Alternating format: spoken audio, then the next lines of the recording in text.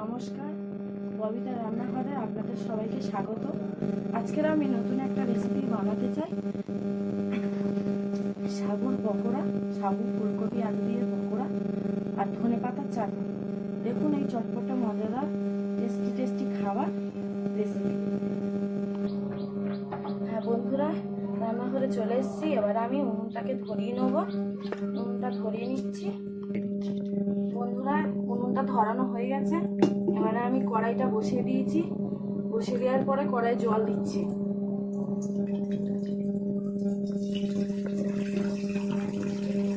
জল দিলাম। জল দিয়ে এরকম কড়া সাইজের আলু, এরকম সাইজের আলু আর ফুলকপিটা আগে একটু আদা সেদ্ধ করে নিয়ে নেব।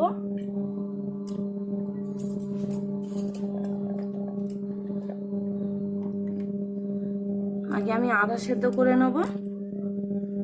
নিয়ে একটু লবণ দিয়ে সেদ্ধ করে নেব। এর জন্য এখন ফুলকপি বলো আলু বলো সবাই অসুস্থ হয়, তো আমি তাদের জন্য এগুলো রেখে দিলাম। তার জন্য আমার এখানে আছে পকোড়ার জন্য আছে এখানে সাবু, কাঁচা লঙ্কা, ধনেপাতা, আলু, আদা সেদ্ধ আলু আছে। এখানে আছে জিরে, সর্ষে, তেজপাতা, শুকনো লঙ্কা আর এটা ঘাটা মশলা যেটা বাটা হয়েছে, জিরের গুঁড়ো, ধনে গুঁড়ো আর এটা গোলমরিচের গুঁড়ো, নুন, হলুদ, লঙ্কা গুঁড়ো। তো বন্ধুরা, তারপরে আছে চাটনির জন্য তেঁতুল আর ধনেপাতা, তার সাথে আছে আবার কাঁচা লঙ্কা। বন্ধুরা, দুটো কর্নফ্লাওয়ার দুটো বাটিতে নিয়ে নিয়েছি। এখানে তেঁতুলটা আগে থাকতে ভিজিয়ে দিয়েছি চাটনির জন্য। এখানে ছোট ছোট করে রাখা কাঁচা লঙ্কা, ধনেপাতা আর ওই যে সাবু আছে। তো এবারে আমি একটা বাটিতে আমি জল দিয়ে আগে মশলা, স্বাদ মতন লবণ, একটু হলুদ, একটু গোলমরিচের গুঁড়ো, একটু জিরের গুঁড়ো আর একটু চিলি ফ্লেক্স, সর্ষের ঘাটা মশলা গুঁড়ো দিয়ে আমি এটাতে আমি জল দিয়ে ব্যাটারটাকে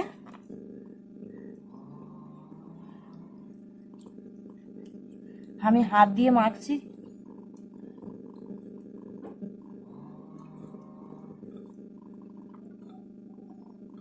আর একটু ঘন হবে।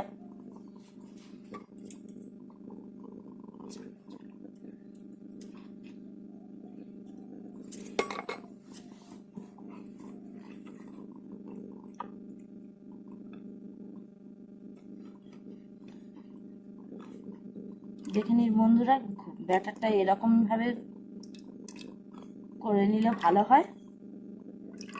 এরকম খুব বেশি পাতলা নয়, খুব বেশি মোটা নয়, মিডিয়াম সাইজ করে নিলে হয়ে যাবে।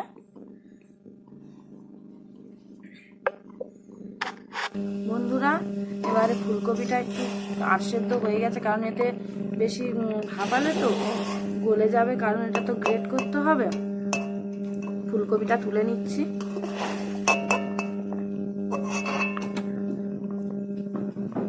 আলুটা আরেকটু হতে সময় আছে হওয়ার, আর ঢেকে দিচ্ছি আলুটা।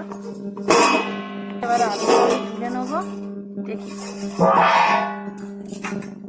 এবার আমি আলুটা সেদ্ধ হয়ে গেছে, আড়া হয়ে গেছে। দেখুন, এরকম ভাবে বেশি সেদ্ধ হলে হবে না, বেশি ইয়ে হলেও হবে না, বেশি কাঁচা থাকলেও হবে না। এরকম ভাবে আমি তুলে নেব প্রত্যেকটা আলু।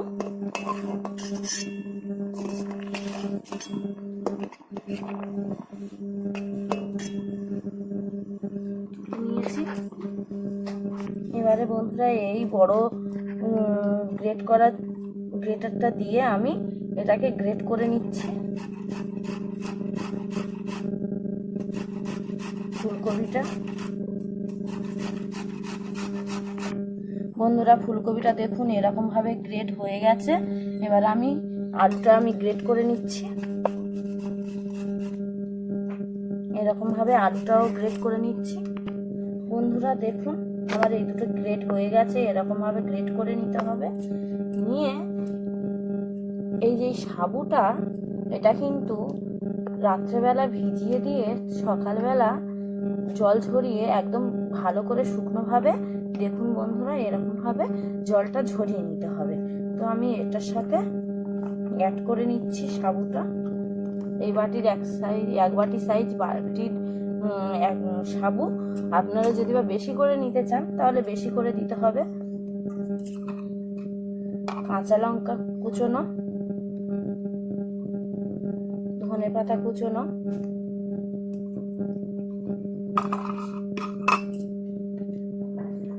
এখানে আছে স্বাদ মতো লবণ, হলুদ, লঙ্কা গুঁড়ো, যে যেরকম লঙ্কা গুঁড়ো খাবে সেরকম লঙ্কা গুঁড়ো, জিরের গুঁড়ো,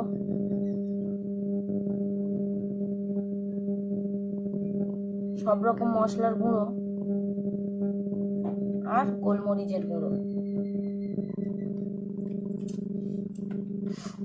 এটাকে নিয়ে ভালোভাবে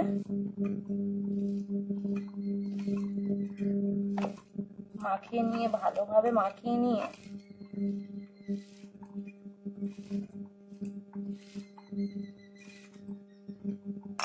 বন্ধুরা আমার এটা ভালো করে মাখা হয়ে গেছে শুকনো করে।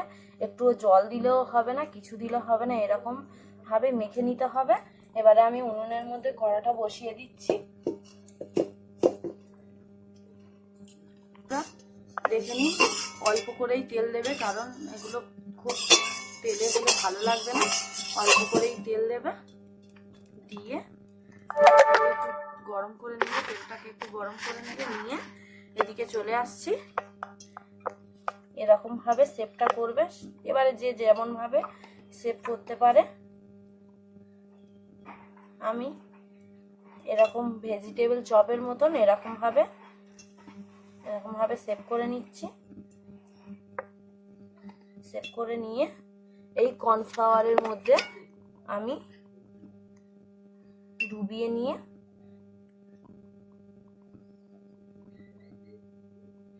আবার এই কর্নফ্লাওয়ারের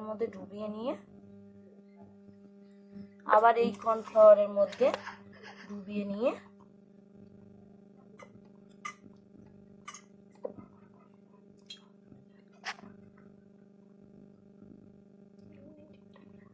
এটাকে আস্তে আস্তে কড়ার মধ্যে ছেড়ে দিচ্ছি। এরকম ভাবে অনেকগুলো আমি বানিয়ে নেব।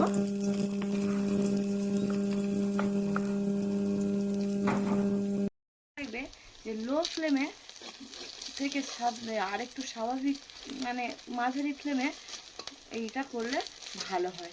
দেখুন বন্ধুরা আমরা অনেকগুলো গড়িয়ে নিয়েছি, এরকম ভাবে অনেকগুলোই গড়িয়ে নিয়েছি। উল্টে পাল্টে একটু লাল লাল করে ভেজে নেবো, উল্টে পাল্টে।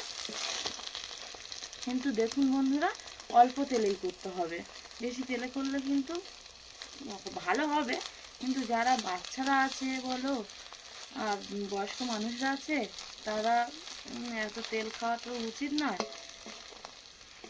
দেখুন বন্ধুরা এবারে চাটনির জন্য তেঁতুলটাকে আমি আগে থাকতে ভিজিয়ে রেখেছিলাম। তো এই তেঁতুলটা চটকে এর থেকে শিরাগুলো বের করে নেব, পাল্টা নেব। বন্ধুরা আমি আর জল দেবো না, এই যে তেঁতুলের পাল্টা, এই তেঁতুলের পাল্টা দিয়েই আমি এটা কিন্তু বেটে নেবো, কাঁচা লঙ্কা আর ধনে পাতাটা।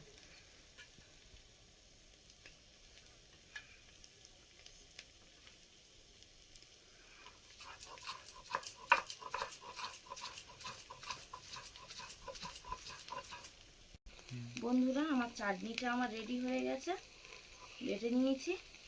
এবারে একটা পাত্রে আমি চাটনিটা তুলে নেব।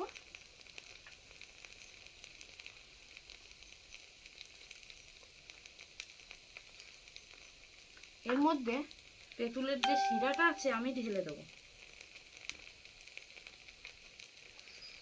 দিয়ে এমনি হাত দিয়ে নাড়িয়ে নিয়ে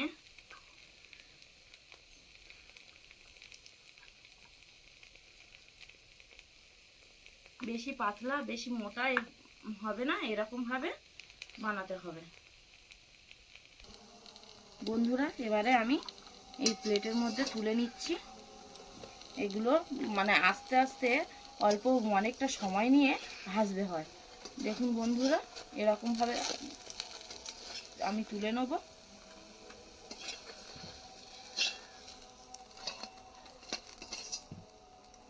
প্লেটের মধ্যে সবগুলো তুলে নিচ্ছি।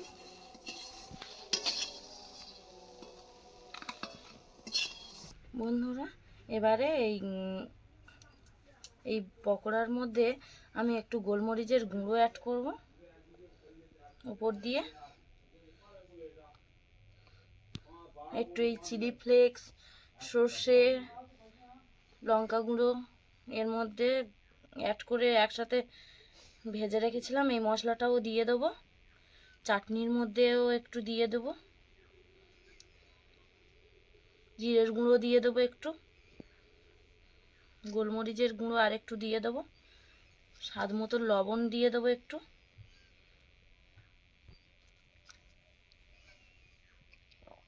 দিয়ে চাটনিটাকে একটু মাখিয়ে নিয়ে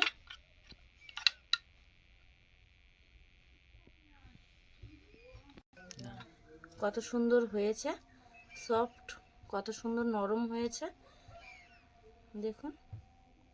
এরকমভাবে নাস্তা বা এরকমভাবে ব্রেকফাস্ট সকালবেলা সন্ধ্যাবেলা বাচ্চাদের বড়দের সবাই, ফ্যামিলি শুদ্ধ সবাই খেতে পারবে।